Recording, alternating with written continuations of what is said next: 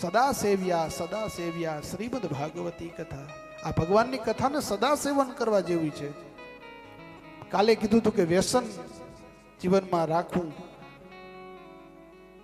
એમ આ અધ્યાત્મની અંદર વ્યસન છે ને, વ્યસનની જે દશા છે ને એને શ્રેષ્ઠ દશા કીધેલી છે. લૌકિક જગતમાં તો લૌકિક આપણે સામાન્ય રીતે જોતા હોય તો વ્યસન છે ખરાબ બાબત કહેવાય,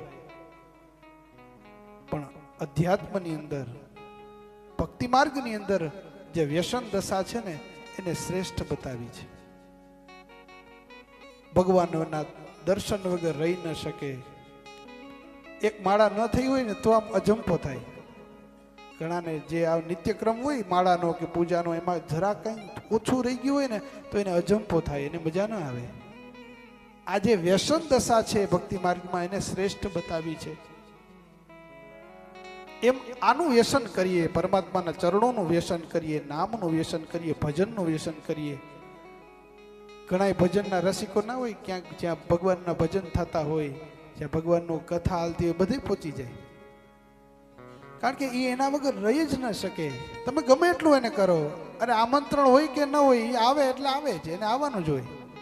એને નથી આમંત્રણની જરૂર, નથી એને કંકોત્રીની જરૂર, કે નથી એને તમે વોટ્સઅપમાં મેસેજ આવ્યો છે કે નથી આવ્યો એ કંઈ જોવાનું જ નહીં. બસ ભગવાનની કથા છે, પહોંચી જાઓ. આવું જ એને વ્યસન હોય છે, અને આવું વ્યસન સાહેબ કરવા જેવું છે. જગત જે કેવું હે કે, પણ ભગવાનને તો ખબર છે ને કે આનો ભાવ કેવો છે. જગત હામું જોશો ને તો જગત હાંસી ઉડાવશે, પણ જગદીશની હામું જોશો ને તો જગદીશ તમને મને ખોળામાં બેસાડશે.